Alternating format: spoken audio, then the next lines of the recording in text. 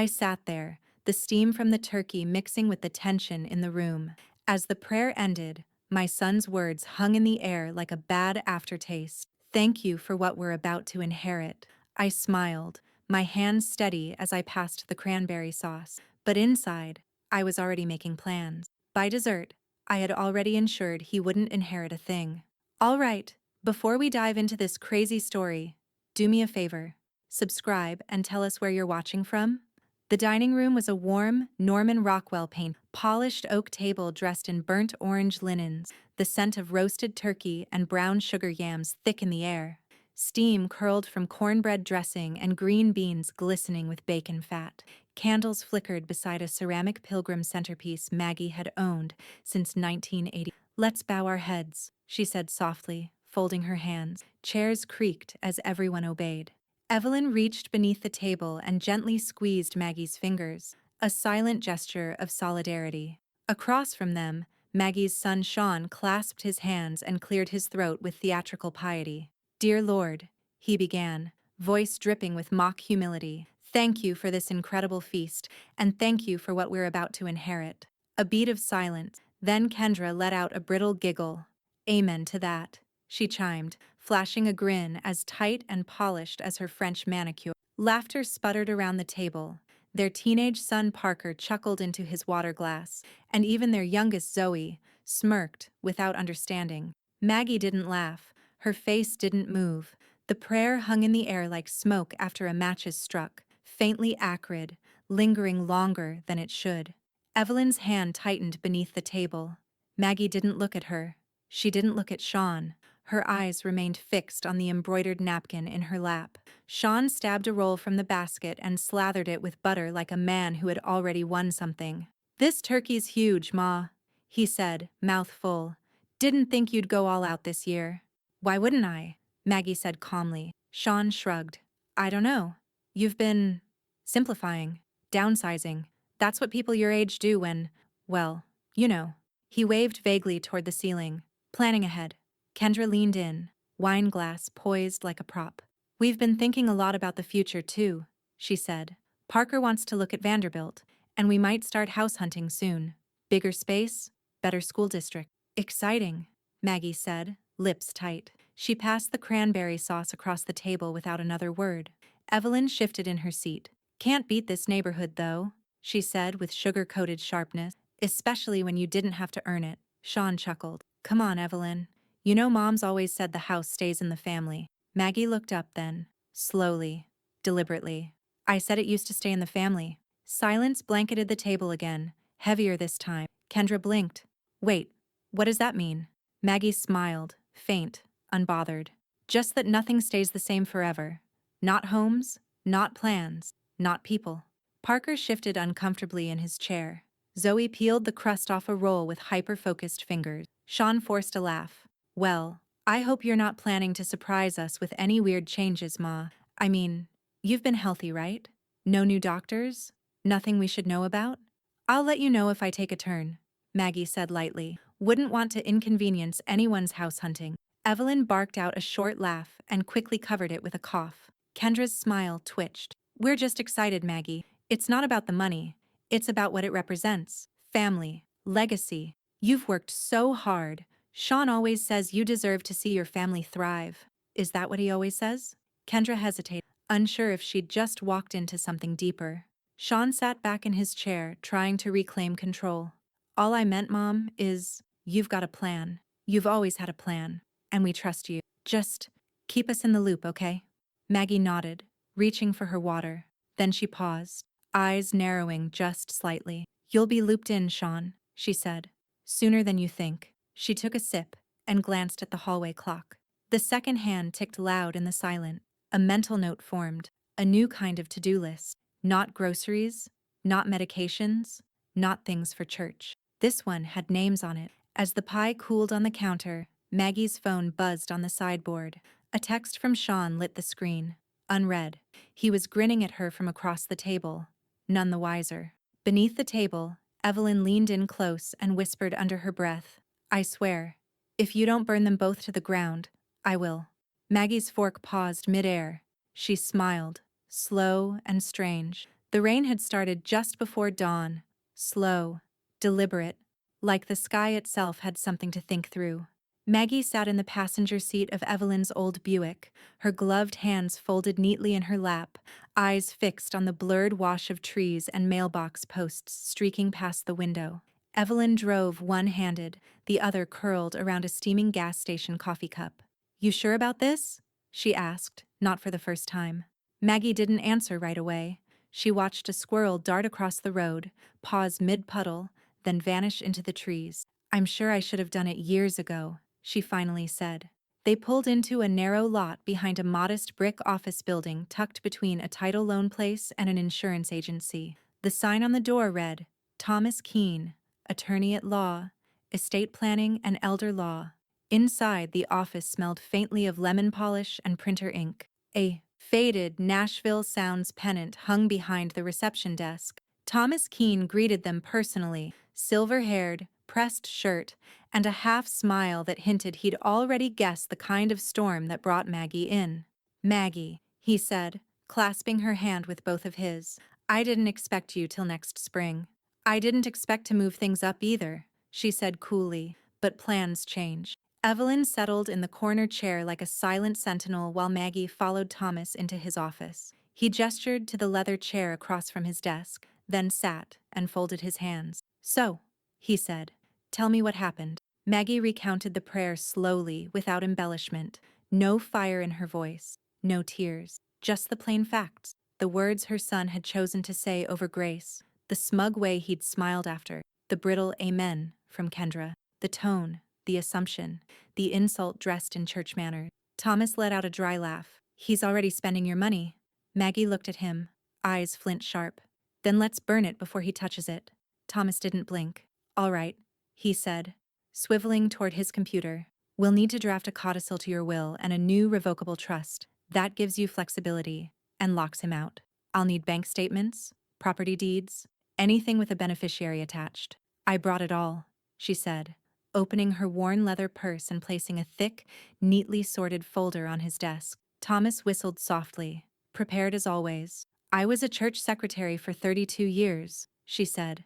"I know how to file." He got to work immediately, typing in smooth, practiced bursts, pausing only to ask brief, pointed questions. Maggie answered every one without hesitation. She'd thought about this. She'd thought about nothing else since the moment Sean bowed his head and thanked God for what he thought was already his. Across the room, Evelyn thumbed through a Reader's Digest without reading it, her eyes drifting to Maggie every few seconds. After an hour, Thomas leaned back, cracking his knuckles. "The documents will be ready by Friday, but I'll put a rush on the trust. We'll have it notarized tomorrow morning." Maggie nodded. "Make it irrevocable. No way back." Thomas arched an eyebrow. "That's a hard door to close." "It's one he's been kicking at since his 20s, she said, voice cool. "Time to deadbolt it." He smiled, but there was admiration behind it now. "And the new beneficiaries?" "The senior center, the Methodist Church Roof Fund, scholarship accounts for my grandchildren. Not a penny to Sean or Kendra." He hesitated. "That might get ugly."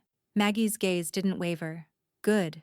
Then they'll finally show their real faces." She signed the preliminary authorizations with hands that didn't tremble. Thomas gathered the papers. "You know," he said quietly, "most people wait until after they're gone to make statements like this." "I'm not most people," she replied, standing, "and I want to watch it land." As they stepped back out into the parking lot, the rain had stopped. The clouds were thinning, slow streaks of gold breaking through like something had just been washed clean. Evelyn held the passenger door open, staring at her with narrowed eyes. "You really doing this, Mags?" Maggie slid into her seat without answering, but as Evelyn started the engine, Maggie spoke, almost to herself. "Every penny goes where it helps, not where it festers." The first text came at 9:03 a.m. Sean Rourke. "Morning, Ma. Just wanted to say again how grateful we are for everything. So lucky to have a mom like you."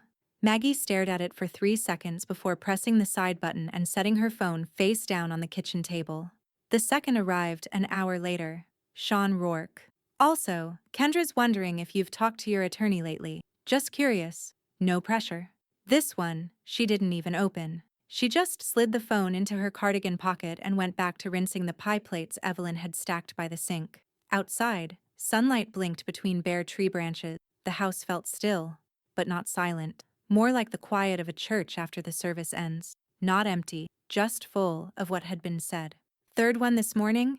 Evelyn asked, appearing in the doorway with 2 mugs of black coffee. "Fourth," Maggie replied. "I stopped counting after the 'lucky to have you' part." Evelyn snorted, handing her a mug.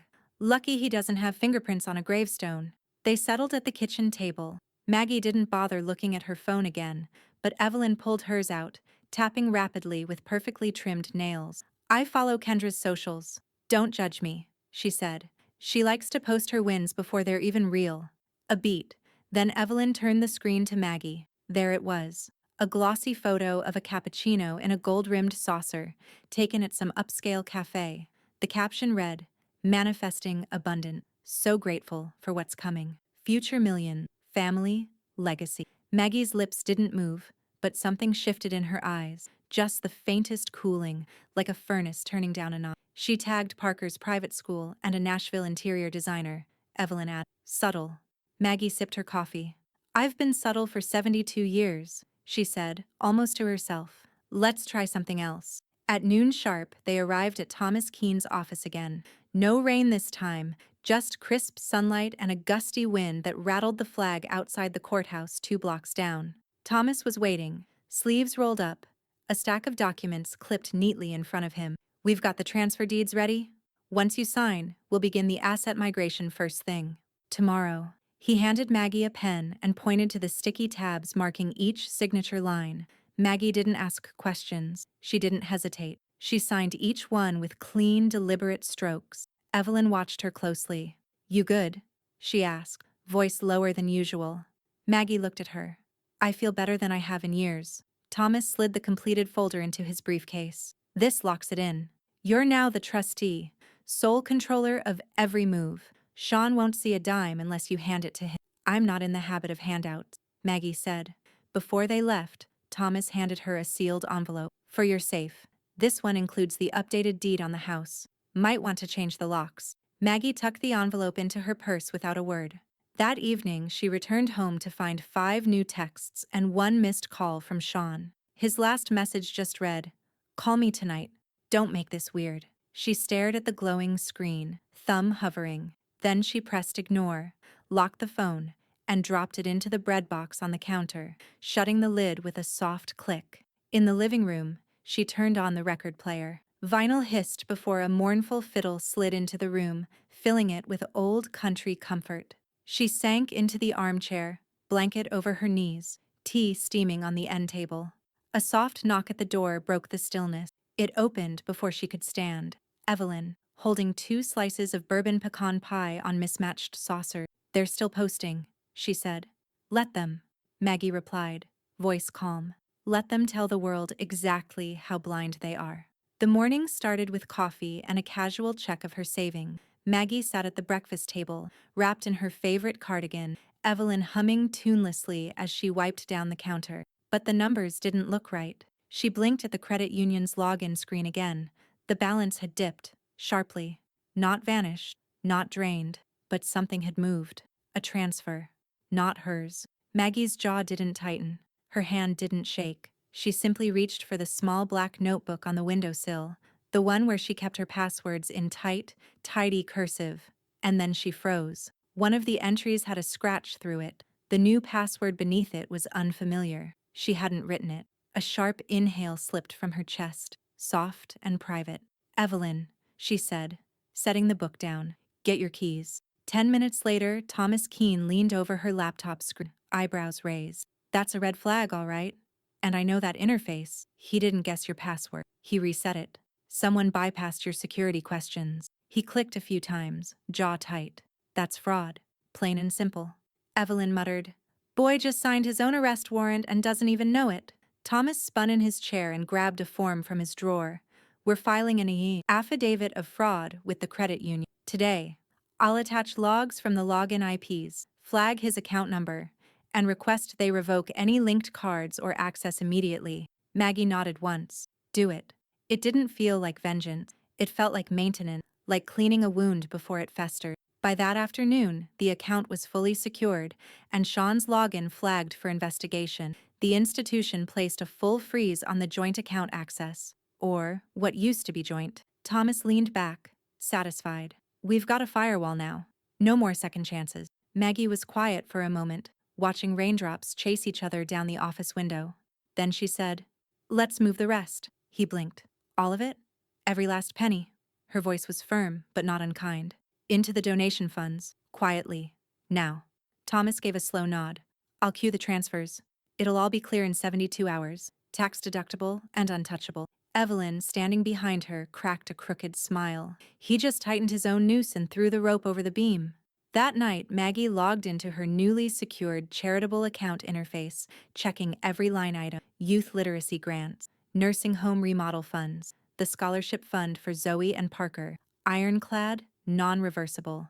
She closed the laptop, satisfied. Somewhere across town, Sean stood in the self-checkout line of a high-end grocery store with a cart full of imported cheese, red wine, and pre-seasoned steaks. Kendra texted from the salon. "Make sure they give you the receipt. We'll expense it." He tapped his card. Declined. He frowned and tapped it again. Declined. He tried the other card, the one Maggie had added him to, in case of emergencies years ago. Declined. He muttered something, checked his phone, and opened the credit union app. Account access restricted. "What the hell?" he muttered. The cashier gave him a tight, patient smile. "You okay, sir?" He didn't answer, just shoved his phone in his pocket and walked out, leaving the cart behind. Back at the ranch-style house Maggie had kept running for 40 years, she set a kettle on the stove. Evelyn was back on the porch, peeling apples for pie. "You're quiet," she said, not looking up. "I was thinking about the house. Selling it?" "No," Maggie said softly, remembering when it was full of decency. The envelope slid across Thomas Keene's desk like a gun in a western, slow, deliberate, and full of consequence. "I thought you should see this," Thomas said, tapping the flap. "It came in this morning, filed yesterday at 3:17 p.m. at the Davidson County Courthouse." Maggie adjusted her glasses, broke the seal, and unfolded the paperwork. The top page read, "Petition to open probate, estate of Margaret Rourke, filed by Sean Rourke." She read it twice, calm, no tremble in her fingers, no sound from her lips. Then she set the pages down and gave a soft, almost amused exhale. "He's planning my grave," she said, "and I haven't even finished my pie." Thomas leaned back in his chair, arms crossed. He filed for early probate, claims he's anticipating forthcoming responsibilities as executor, requests control of liquid assets and property valuation, cites your age and declining engagement in financial matters. Evelyn, who had been standing in the corner sipping from a paper cup, choked on her coffee. Declining engagement? That man's about to decline into bankruptcy. Maggie smirked, just a little. "He's trying to get ahead of the storm." "Too late," Evelyn said. "He's already standing in the rain." Thomas grabbed a pen and started marking up the petition. "He's overplayed his hand, jumping the gun on probate before someone's dead. That's bold and stupid, which is apparently his specialty. We'll file a counter motion today. Nullify the whole thing." Maggie glanced out the window. "Can we add anything that reminds him he's not invincible?" Thomas's lips curled. "Actually, yes. We're drafting a statement of capacity. You'll sign it in front of a notary. Evelyn can witness. The court will receive a medical letter of mental competency along with it. Bulletproof." "Perfect," Maggie said. "And while we're at it, let's pledge the donation account. Not just moved, notarized, public record." Evelyn's eyebrows lifted. "Making it real? Maggie nodded. "If he wants the legal battlefield, let's give him one." They spent the next 2 hours building the fire break. Thomas printing and signing, Maggie initialing, Evelyn collecting post-it flags like a war nurse in a triage tent. Each page locked another door. Each notarized signature lit another fuse. By the end, Maggie sat back, drained but focused. "Is there anything left he can grab?" Thomas shook his head. "Not unless he wants to inherit a ceramic rooster and an overwatered ficus." Evelyn gave a dark chuckle, which, to be fair, is more than he's earned. That night, Sean was holding court at a bar downtown, half drunk and fully smug. Surrounded by old college friends and 2 new real estate agents, he leaned across the table and declared, "It's all lined up. Probate's moving ahead. She's just going through the motions now, cleaning up paperwork. You know how it is. Kendra, glowing from a fresh chemical peel and half a glass of Chardonnay, smiled wide. Sean's basically managing the estate already. One of the agents laughed. And when's the house going on the market? Oh, probably spring, Sean said, waving it off like it was already his. But I'm liquidating some of her stuff early. High-value accounts. She won't need them much longer. He clinked his glass with theirs. To legacy. Meanwhile, back at Maggie's kitchen table, the notary stamped the final page of the donation pledge packet. Her hands moved methodically, unaware she was finalizing the match Sean had just lit under himself. Done, she said, handing the folder back to Thomas. Maggie took a deep breath, slow and quiet. This is your legacy, Evelyn said, nodding toward the forms. No, Maggie said. This is my insurance against delusion. Thomas Keene turned the key in the fireproof cabinet, the metal lock giving way with a hollow clunk that echoed faintly through the still office. He pulled open the drawer, revealing a row of carefully labeled envelopes, each one a piece of someone else's future. His hand hovered over one marked Rourke, Margaret, revised will. This is it, he said quietly, withdrawing the thick envelope and setting it on the polished desk between them. Signed, notarized, witnessed, filed, backed up, and legally bound. No one sees it unless something happens to you, or unless they try to force it open. Maggie didn't reach for it. She simply nodded once and folded her hands in her lap, her expression composed but resolute. The silence in the room wasn't awkward, it was reverent. She had committed to this fully, and now there was nothing more to say about it. This wasn't about anger anymore, it was about clarity. The new beneficiaries are set? She asked, her voice soft but steady. Thomas opened a manila folder on his right. As we discussed, 50% to registered nonprofits, literacy programs, your community hospice, and the Bellevue Senior Center. The rest goes into 2 irrevocable education trusts, one each for Zoe and Parker. They'll be restricted until age 25, with oversight by an independent trustee. And Sean? She asked, already knowing. Completely removed. Not a mention. Maggie let out a quiet breath. Not relief, not regret, just release. Good. Thomas hesitated for a moment before closing the folder. You know, a lot of people would have made this change in secret, waited until they passed to let the paperwork speak. I'm not most people, she replied, and I don't want silence to speak for me. I want my intentions loud enough to outlive the noise they've made. He gave a quiet, admiring nod and tucked the envelope back into the safe. The lock turned with finality. No anger behind it, only certainty. Outside, the city buzzed with its usual weekday rhythm, the hum of traffic, a leaf blower whining from somewhere nearby, a bus braking hard 2 streets over. But inside Thomas's office, everything felt still. Across town, in the glinting facade of a new suburban development, Kendra walked arm in arm with a real estate agent, practically floating through the open house as though the furniture were already hers. Her heels clicked across the hardwood floors while Sean trailed behind her, phone in hand, silently checking emails between comments about kitchen islands and 3-car garages. Kendra ran her fingers along the marble countertops with theatrical flair. This is it. This is the house. It even has a butler's pantry. Can you imagine Christmas morning here? Sean nodded absently. The financing's a formality at this point. Mom's portfolio's more than enough to cover it. Worst case, we float it short-term and recoup once probate finalizes. She said anything lately? Nope, Sean muttered. Which means she's cooperating. Kendra smiled to herself, oblivious to the legal reality unraveling their dream like a pulled thread. It's all coming together. I told you. Meant to be. Later that evening, Evelyn sat beside Maggie on the porch as the sun began to fall behind the trees. The air smelled like dry leaves and faint chimney smoke. She handed Maggie a fresh glass of iced tea and nudged her gently. Just saw Kendra's post. They're house hunting again. In Green Hills, no less. Fancy zip code. Maggie sipped her tea and watched the light flicker on across the street. They're building castles on sand. Evelyn grunted. I hope the tide comes in fast. Maggie didn't laugh. She didn't need to. Her silence was no longer passive.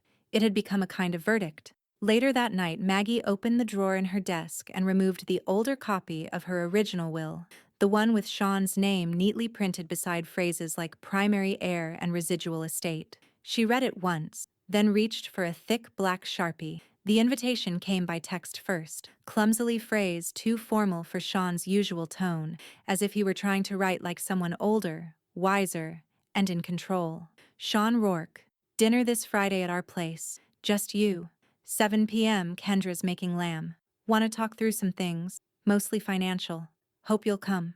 Maggie read it twice before setting the phone down beside her lukewarm tea. She didn't respond right away. She didn't need to. The text read like what it was, a trap disguised as hospitality. Later that afternoon, the phone rang. Sean again. She let it go to voicemail. When she finally listened to the message, it was rushed and laced with forced affection. Hey Ma, just wanted to follow up. We figured it'd be good to get ahead of things, you know? Financial clarity, estate planning, all that.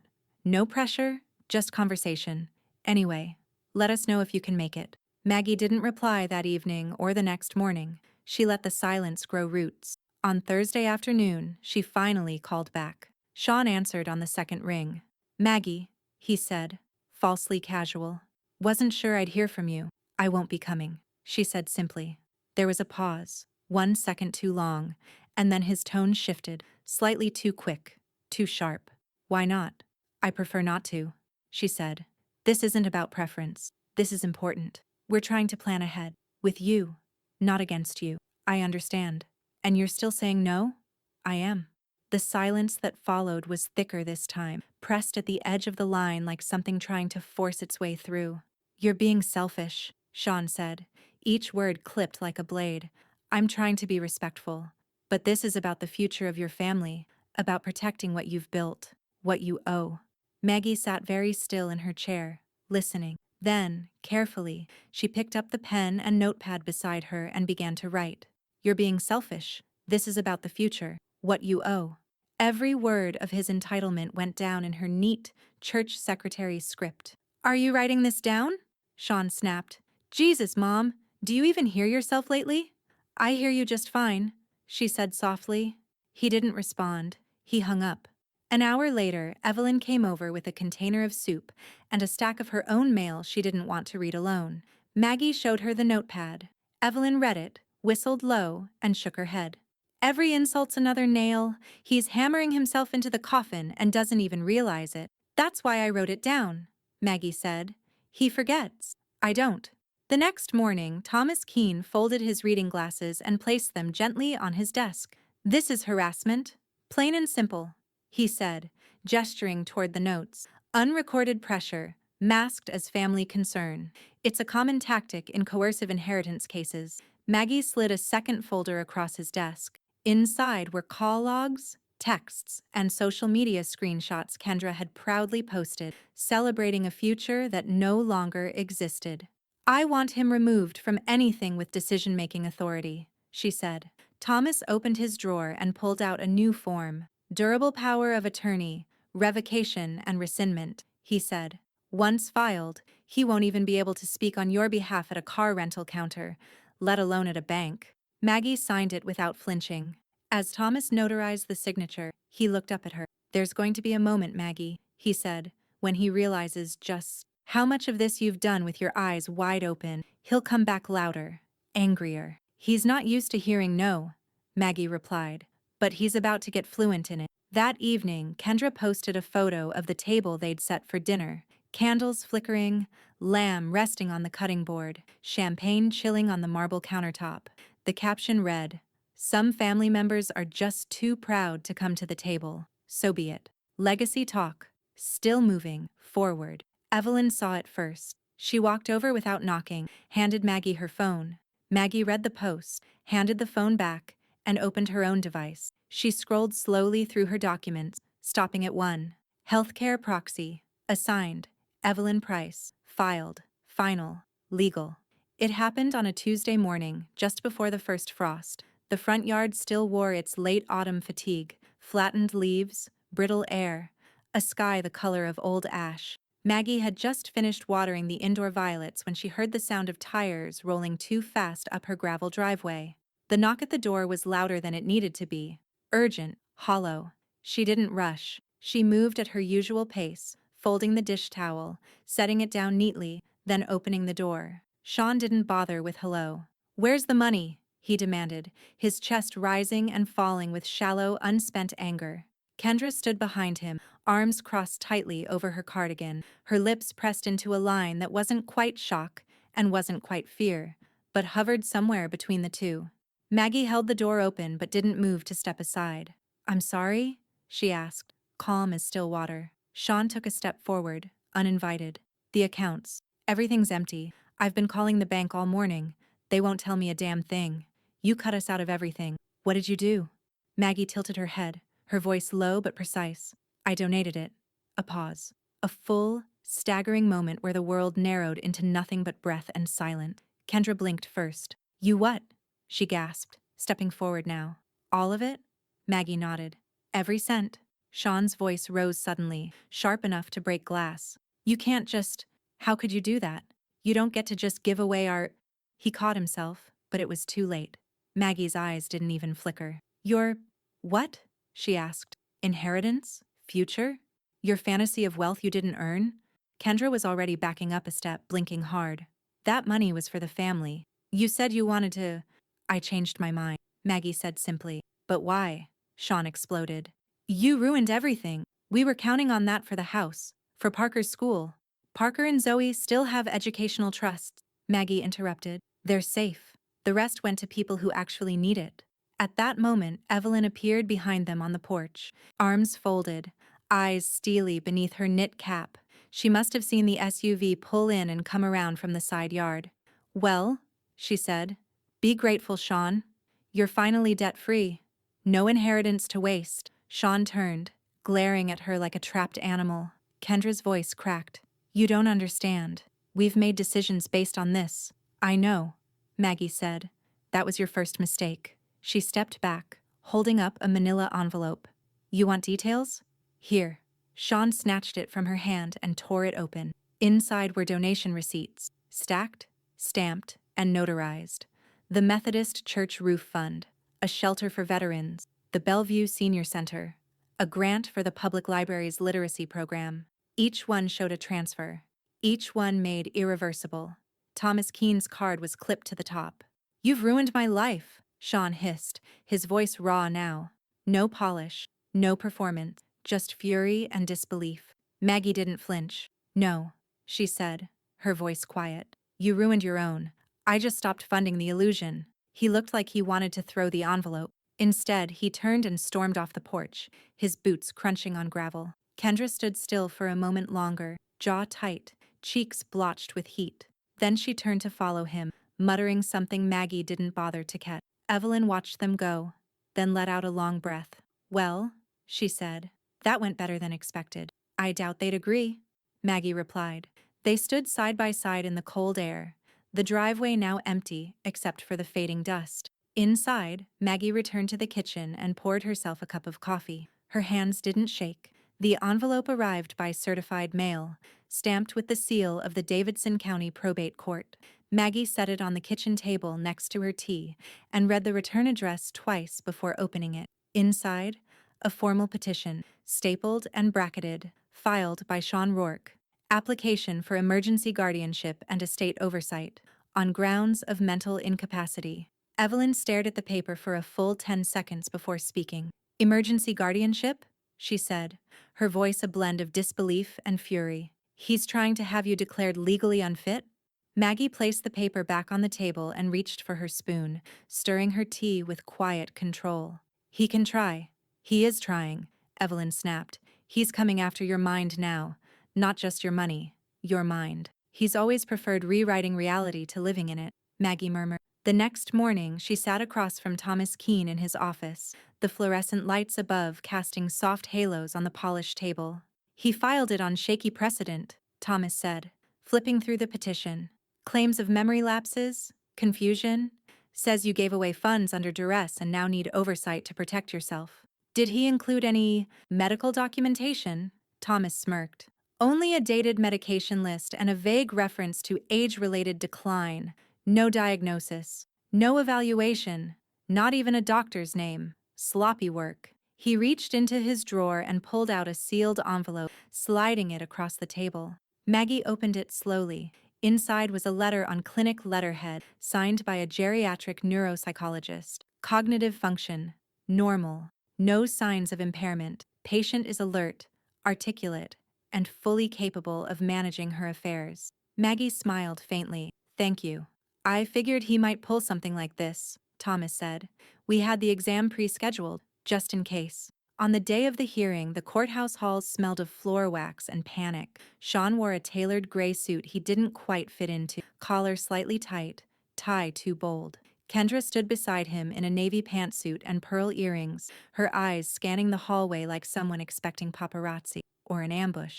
Maggie arrived with Evelyn at her side and Thomas at her back, dressed in a simple navy dress and a brooch she hadn't worn in years, her husband's, a silver dove pinned near her collarbone. The courtroom was quiet when the judge entered, a heavy man with sharp eyes and no patience for theater. Sean was called to the stand first. Your Honor, he began, adopting a rehearsed solemnity. We're concerned about my mother's declining judgment. She's given away hundreds of thousands of dollars, alienated her family, and refuses to explain her reasoning. We believe she's being manipulated. Thomas rose smoothly.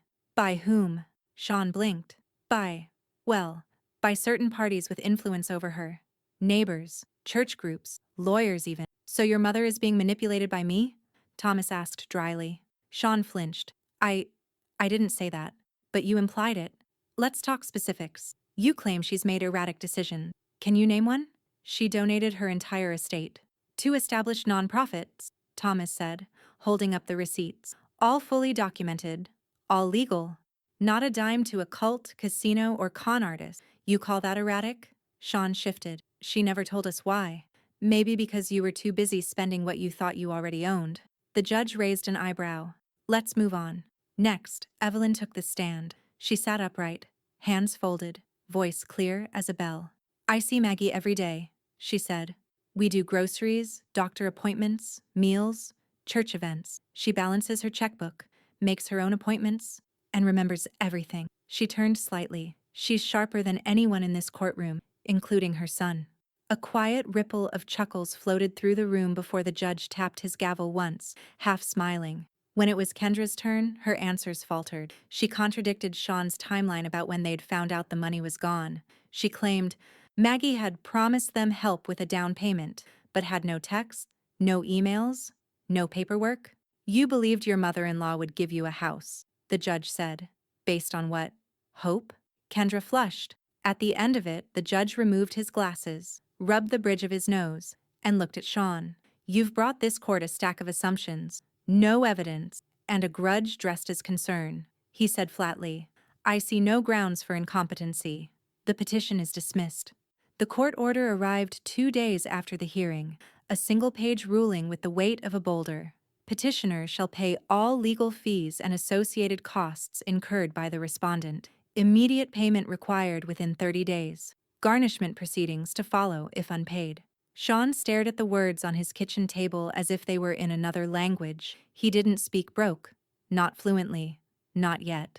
In the living room, Kendra paced in socked feet, arms wrapped tight around her waist. Her voice cracked like dry kindling. You lost everything, she whispered, then louder.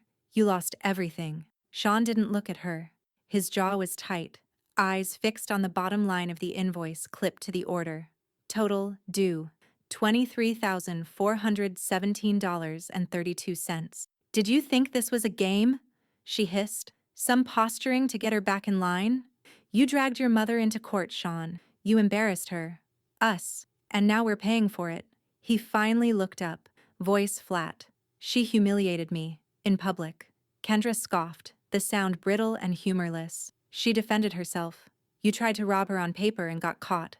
Sean stood abruptly, knocking over his chair in the process. She baited me. No, she snapped, stepping into his space. You walked in with your mouth open and your hands out. You didn't just take the bait, Sean.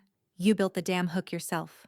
Across town, Maggie stood in her garden wearing an old denim shirt and faded gloves, pruning back the frost-burnt mums along the fence line. The air was cool, still holding the last breath of autumn, and the dirt was soft from recent rain. Evelyn leaned against the gate, sipping from a travel mug.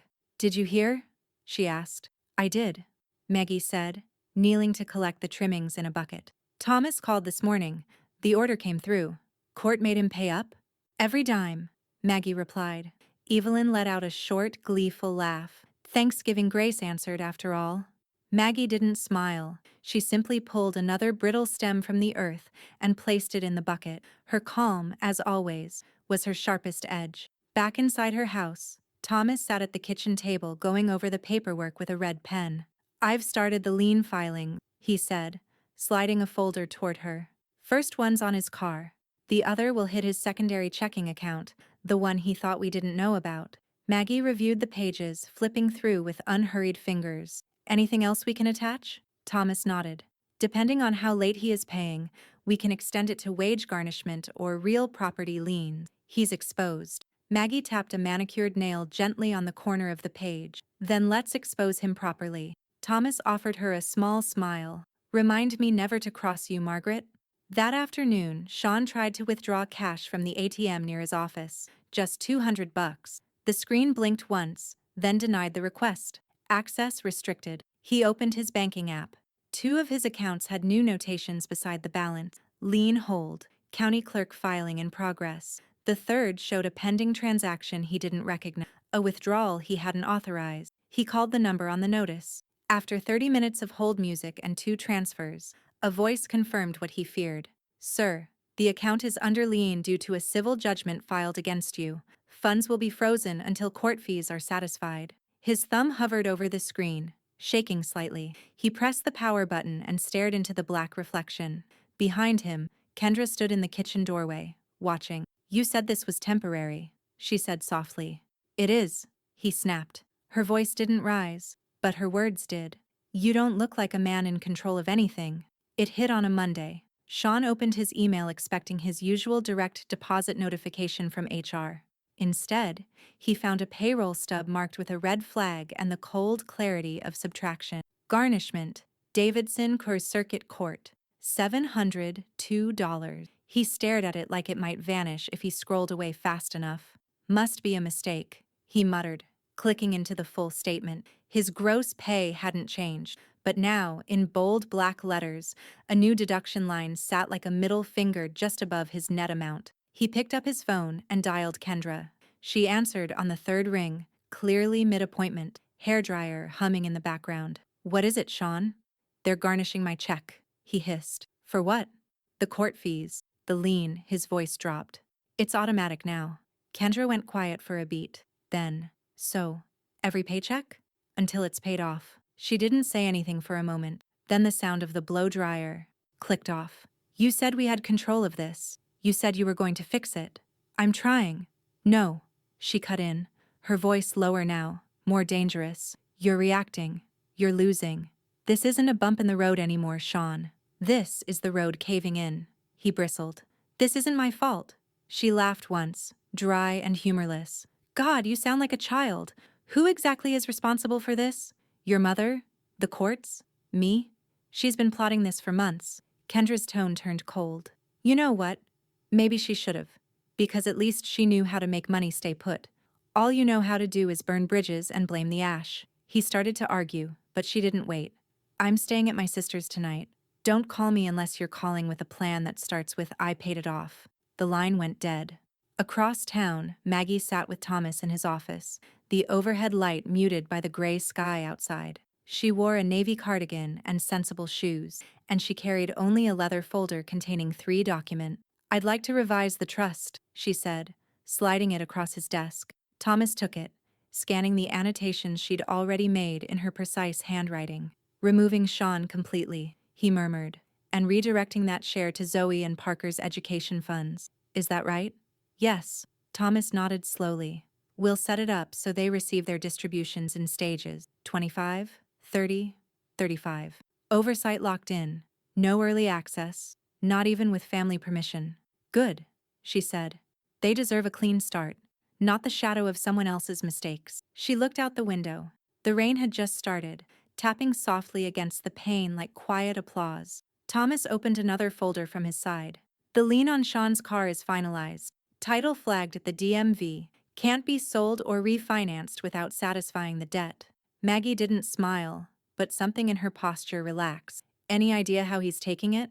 Thomas asked lightly. Maggie shook her head. I stopped measuring my peace by his reaction. Later that afternoon, Evelyn brought over a slice of blackberry cobbler and a stack of clippings from the local paper. You hear about the garnishment? She asked, settling into the chair opposite Maggie. I did. Evelyn leaned forward, grinning behind her teacup. You cut that boy like carving turkey, quick, clean, and right through the bone. Maggie took a sip of her tea, and still managed to save the good pieces. They sat in silence for a while, the soft clink of spoons the only sound in the room. Meanwhile, back at Sean's office, he sat alone in the break room staring at the vending machine. He didn't have cash on him, not anymore, and the debit card that once drew from a joint account no longer worked. His stomach rumbled, louder than he expected. He pulled out his phone and checked his banking app again. Still garnished, still broken, still losing. The tow truck came just after 7 a.m., the time when most of the cul-de-sac was still warming their cars, sipping commuter coffee, or waiting for school buses with half-buttoned coats. Sean heard the rumble before he saw it. Through the slit in the blinds, he watched the flatbed reverse slowly into the driveway, lights flashing, hazard beacons painting orange stripes across the walls of the living room. He stood frozen in a pair of wrinkled sweatpants and a hoodie he hadn't washed in days, one hand still holding a half-eaten Pop-Tart. His other hand clenched the blinds as the tow operator stepped out, clipboard in hand, gloves on, expression neutral. Make it go away, Sean muttered under his breath, his voice raw from sleep and panic. By the time he unlocked the front door and stepped outside, the cables were already latched to the undercarriage of his leased SUV. His name was printed across the repossession notice in unforgiving block letters, held out like a verdict. You can't do this in my driveway, Sean snapped. The man barely glanced at him. We can. And we are. Per lien authorization from the clerk of court. You'll get the full itemized statement in the mail. You don't understand? Nope, the man said flatly. Don't need to. Across the street, two neighbors paused with their coffee cups in hand. One was still in his robe. The other, a woman walking her dog, reached instinctively for her phone. Sean noticed the camera. His stomach turned. From the upstairs window, Kendra pulled the curtain back just enough to see the truck's hydraulic bed tilt. No, she whispered. Not like this. The SUV lifted off the pavement in one clean motion. Smooth, mechanical, final. The video was online by noon, 31 seconds. Muffled yelling, an orange-vested repo worker, a man in a hoodie arguing with nobody.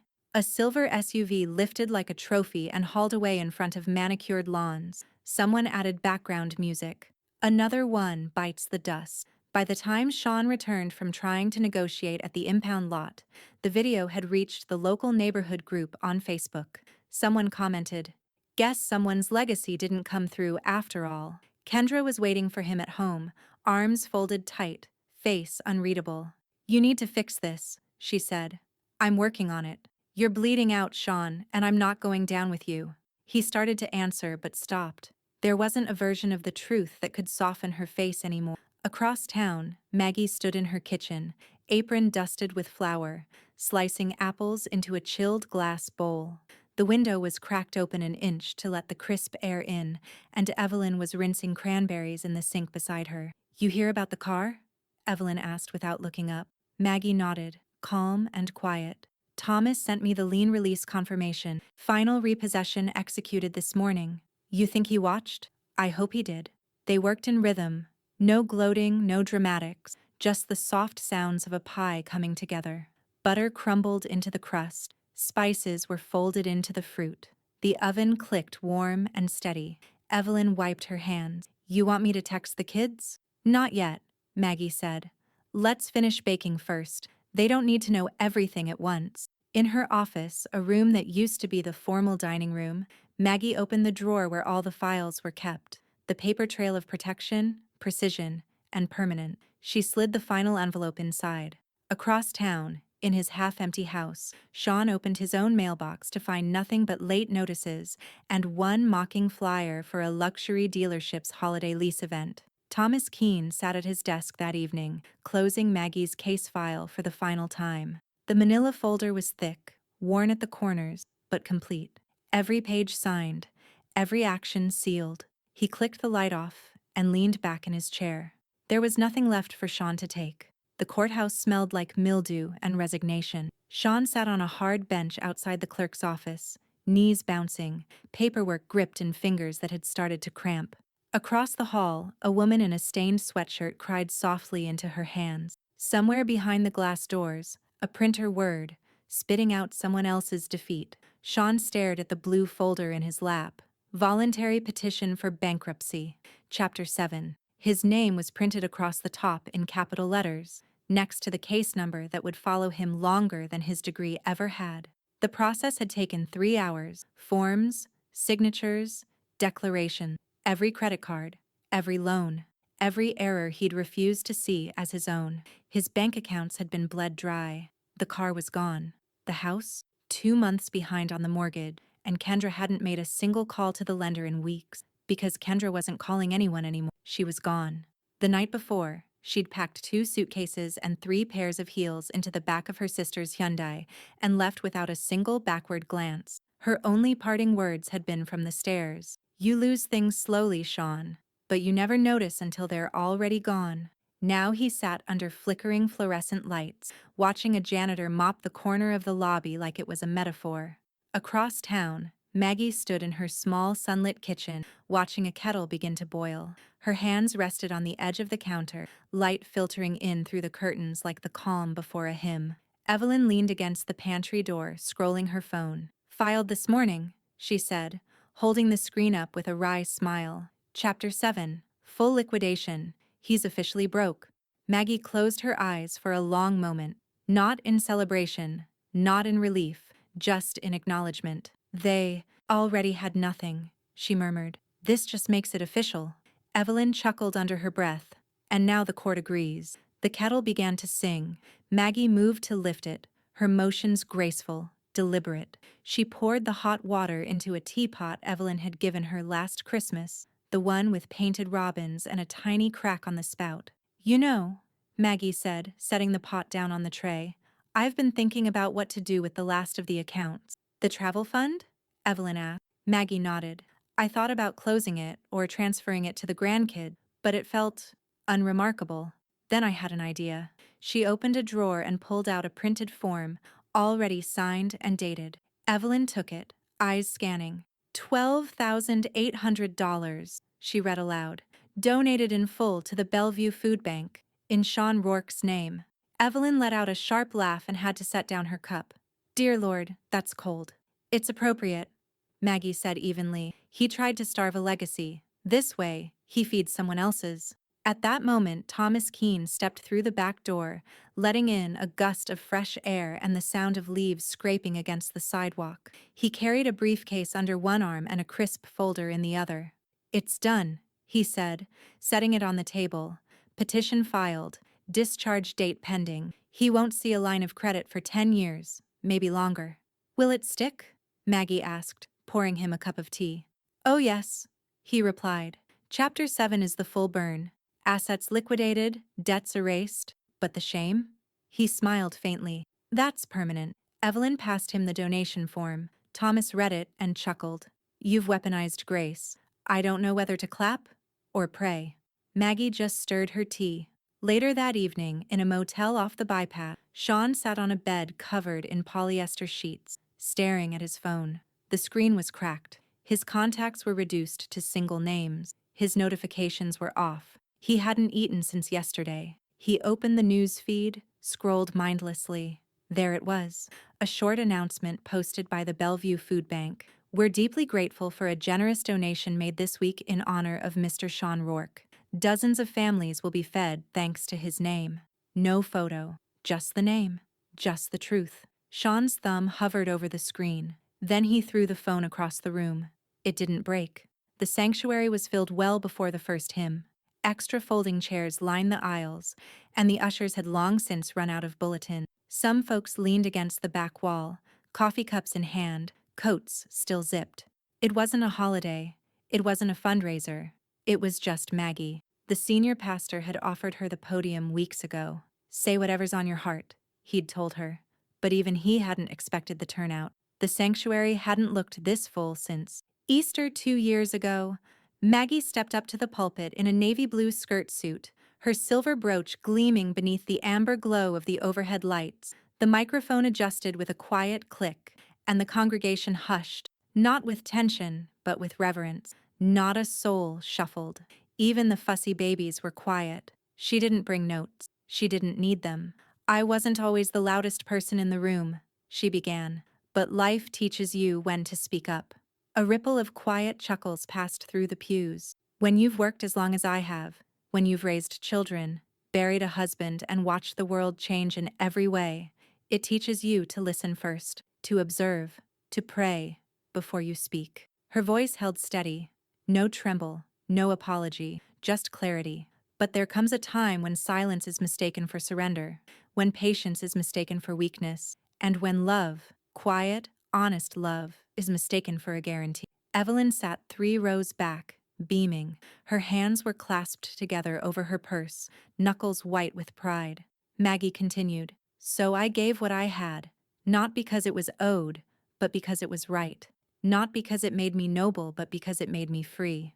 A pause. Then, "And because I was tired of watching what I built turn into fuel for someone else's fire." The room didn't erupt. It rose. Applause started slow. A handful of hands, then more, until it spread like wind-catching flame. Some stood. Most followed. The pastor didn't try to stop it. By the time Maggie stepped down from the pulpit, the standing ovation had become a kind of prayer of its own. After the service, people lined up to speak with her. Parishioners shook her hand, pressed tissues into her palm, whispered thanks. Some of them had watched her raise Sean in the pews. Others had only just learned her name through the news. One woman clutched her hand tightly and said, "You gave me the courage to take my name off my son's credit card." Another, eyes full, murmured, "You reminded us we don't owe our children the pieces of ourselves they never learned to value." Outside, reporters from the local station waited beside their van, a cameraman adjusting focus while the anchor rehearsed her segment. That night, the headline ran on Channel 4.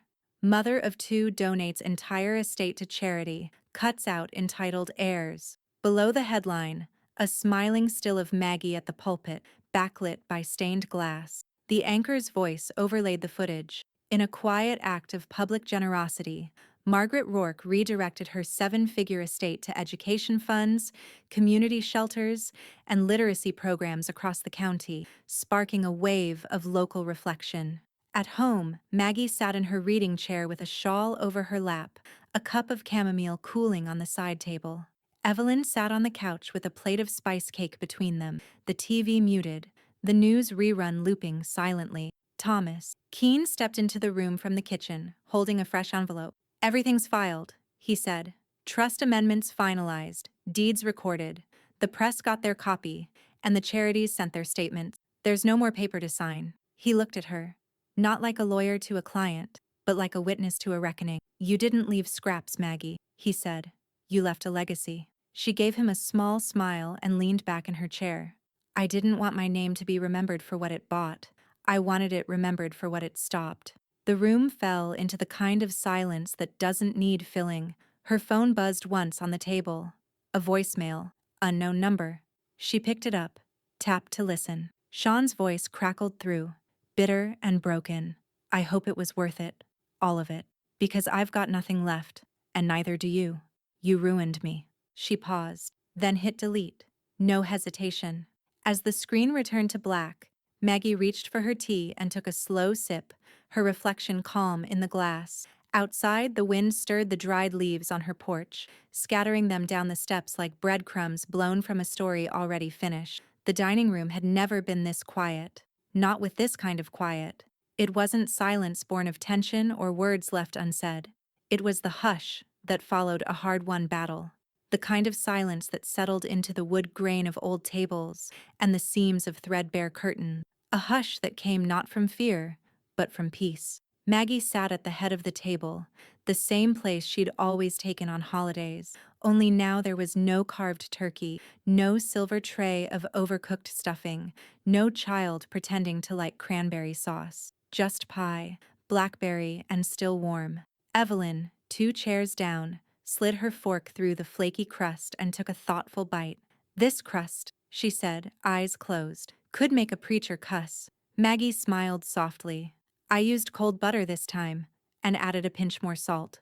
They sat in the sunlight that poured through the wide window at the east end of the room, the same one Maggie had watched frost gather behind in her lonelier years. But this morning, it was just bright, gentle, steady. There were no papers on the table, no invoices, no notices, just 2 plates, 2 mugs, and the kind of quiet you earned. Evelyn nodded at the space across from them. Funny, isn't it? What is? Maggie asked, sipping her coffee. That this is the same table where he said you were selfish. Maggie didn't answer right away. She let her eyes rest on the wood grain beneath her hand. There was a small scratch on the edge where Sean had once banged a toy truck so hard it left a mark. She never refinished it. I was never selfish, she said at last, just slow to serve the right kind of no. Evelyn raised her fork. Well, you served something else entirely today. And it's delicious. The phone rang softly from the kitchen counter, just once. The sound didn't break the mood. It joined it. Maggie stood and walked the few steps, her joints moving without complaint for once. She checked the screen. Thomas Keene. She answered on speaker. All done, he said without preamble. The final donation posted at 9:42 a.m. Every transfer confirmed. Every account closed. The estate file is officially marked completed. Maggie glanced toward Evelyn. All of it? All of it, he confirmed. The kids' scholarship accounts are active, locked until age 25. You even have interest projections now. Anything left for me? She asked, a playful lilt to her voice. You've got a local hero write-up, 4 nonprofits naming rooms after you, and about 50 thank you letters en route. But no cash, if that's what you're asking. Good, she said.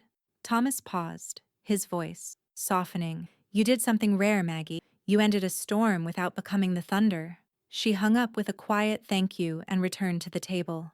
Evelyn raised her brows. So, it's really done? It's done, Maggie said, sitting back down. No more threats, no more cleanups, only clean plates, Evelyn added, reaching for a second slice. Later that afternoon, a knock came at the front door.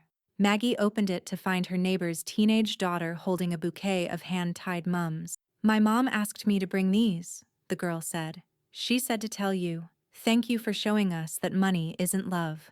Maggie blinked, took the flowers gently, and whispered, it never was. She placed the bouquet in a pitcher by the windowsill, watching the light catch on the soft gold petals. As the sun dipped low over the quiet street, Maggie walked to her desk, now cleared of ledgers and legal pads. She pulled open the drawer, removed a new checkbook, and wrote the first check from the new savings account. Pay to the order of Zoe Rourke Educational Fund amount, $1,000. Memo. Because knowledge is the only thing worth inheriting. She tore it free and placed it in an envelope, sealing it with a practiced press of her thumb. Then she stepped out onto the porch, the air cool and still, her shawl tucked around her shoulders. Inside, the answering machine blinked red with one new message. Sean's voice. Again. She didn't listen. She pressed delete before his voice could reach the air. Then she returned to her chair, her tea, her peace. And as she looked out over the garden where everything had either bloomed or been cut back with care, she thought of the last Thanksgiving they'd all sat together. Sean had insisted on saying grace. She could still hear it. Thank you, Lord, for what we're about to inherit. Maggie smiled now, soft and without malice. Before dessert, I made sure he inherited nothing at all.